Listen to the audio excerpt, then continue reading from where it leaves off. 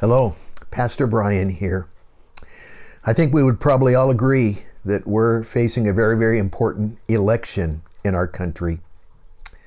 Could be the most important election since the time of the Civil War. And it could make the difference of our country becoming a more an atheistic, socialistic state as opposed to the constitutional republic that has been based on a Judeo-Christian morality that our founding fathers had established. I don't know what's going to happen, but I can sure see that along with definitely praying, it is our duty to vote. We better vote this election if we've never voted before. But you know what, brethren? It's always good as Christians, I think, to remember three things at a time like this. One is we are pilgrims. We are sojourners here. We're just passing through. This is not our home. We're on our way home, which is in glory in the presence of our Lord Jesus Christ. And so, as such, secondly, we are citizens of another kingdom. True, we have a citizenship here, but primarily we're citizens of His kingdom, the kingdom of heaven, the kingdom of our Lord Jesus Christ, who is King.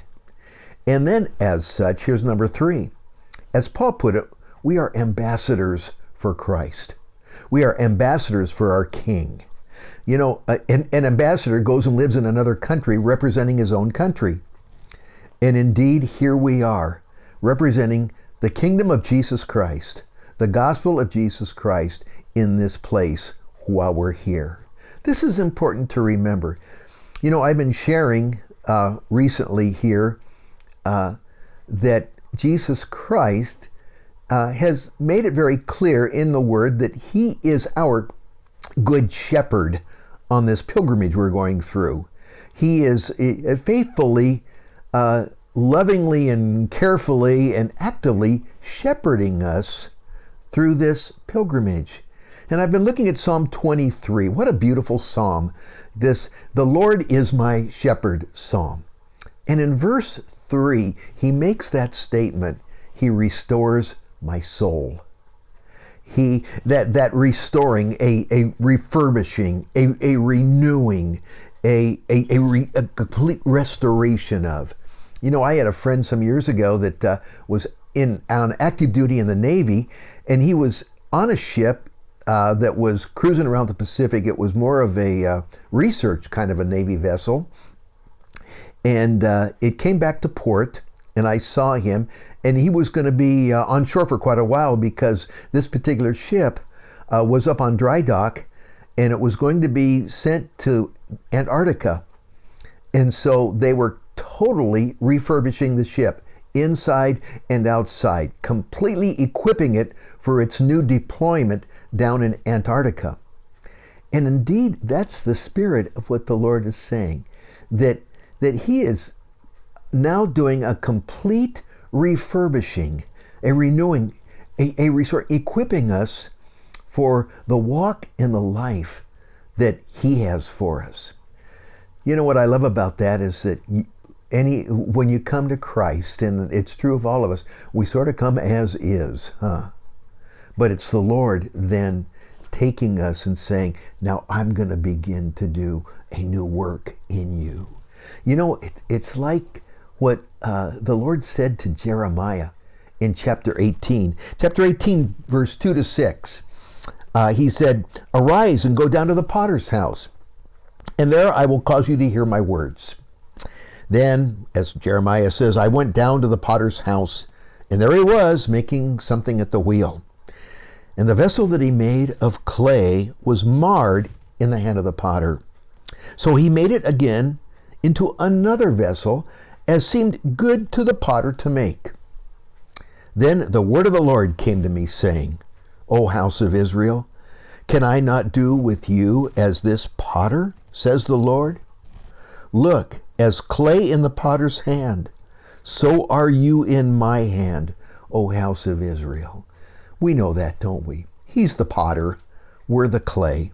And what he is saying here is, I'm doing a work and I'm remaking you according to, he would say, his plan and his purpose for our lives. Oh, it's a good work. And he's faithful to do that. He restores my soul. Oh, has it needed restoring. But notice it's in the present tense. It's an ongoing work. It's something that he continues to do. I love that because there are times when we may feel very low on the grace of God. We may feel downcast. We may feel very spiritually very weak and just get down and discouraged in ourselves. You know, Philip Keller in his book, A Shepherd Looks at Psalm 23, talks about a sheep getting, as it was put, cast, short for cast down. In other words, a sheep could turn over on its back and get stuck. And there it is, laying on its back with its forelegs straight up in the air and squirming around, but can't seem to get him upright. And he says, that sheep will die in that position. He's just stuck there. And you know, it can happen to the healthiest of sheep. All are susceptible to this happening. And he mentioned a Scottish shepherd, you know, the saying that when he's missing a couple sheep, the first thought he has, I wonder if they're cast. And he's got to go find them or they'll die. And then turn them around and get them back on their feet. I think that's what the Lord is saying here. We have a tendency to any of us to get cast down at times. And he's there to get us back on our feet. He restores my soul. He's not going to leave you there. He's going to get you back on your feet. I remember hearing of a sweet black lady who it just seemed to have such a good temperament and faith in the Lord. And they asked, well, you know, what do you do when the trials come, you know, and stuff happens? And her comment was, you know, the Lord was crucified, but on the third day, he rose from the dead victoriously. And I look at that and I say, I'm going to give this 3 days. And in 3 days, there's going to be a resurrection. And he's always been true to that, giving it that 3 days. There's a resurrection coming.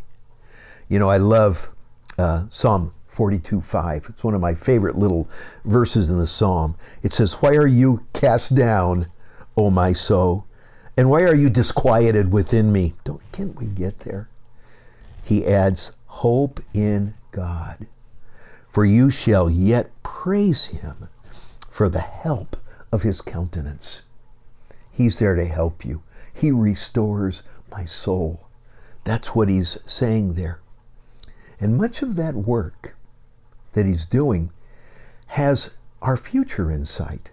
And we sort of miss the importance of what he's doing at the moment, not knowing that he's preparing us for the future.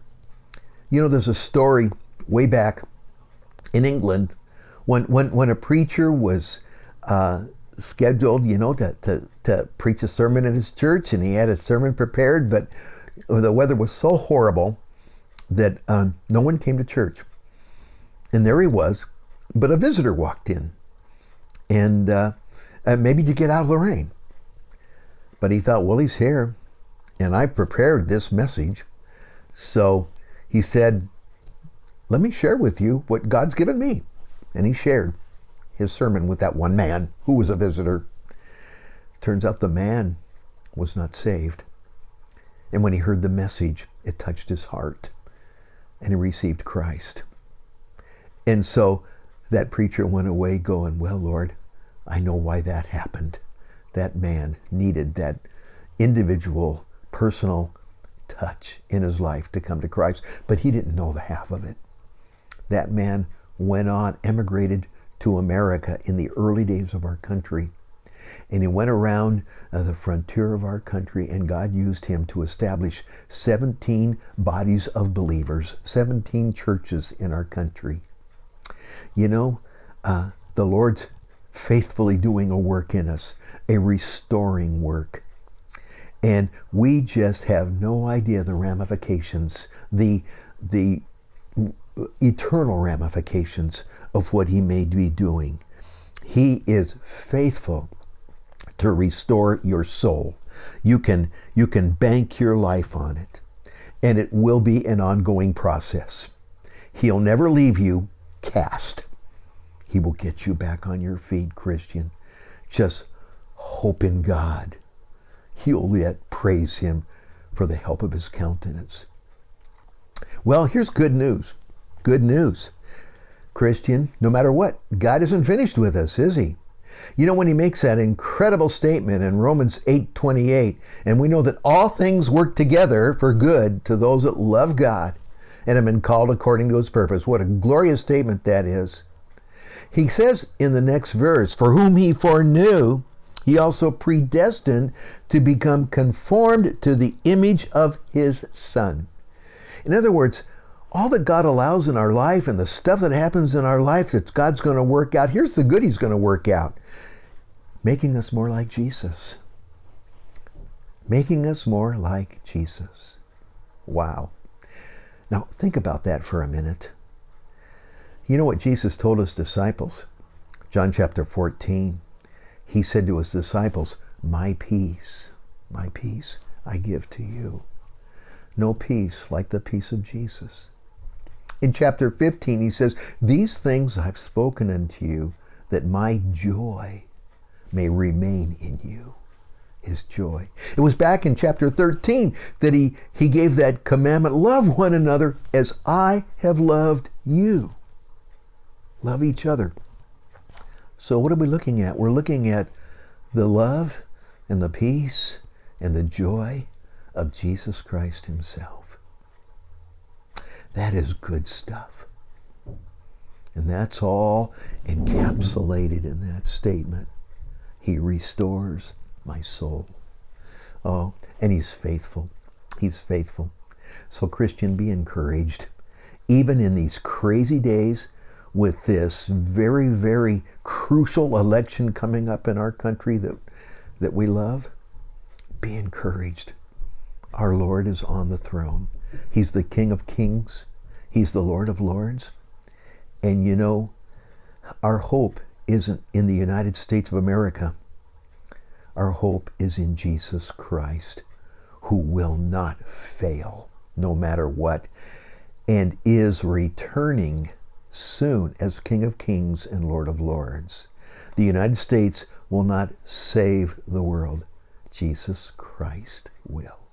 So be encouraged. Enjoy the day. Any questions, any input, feel free to get a hold of me. I'm at Brian at, Brian, truetohisword.com. Love to hear from you.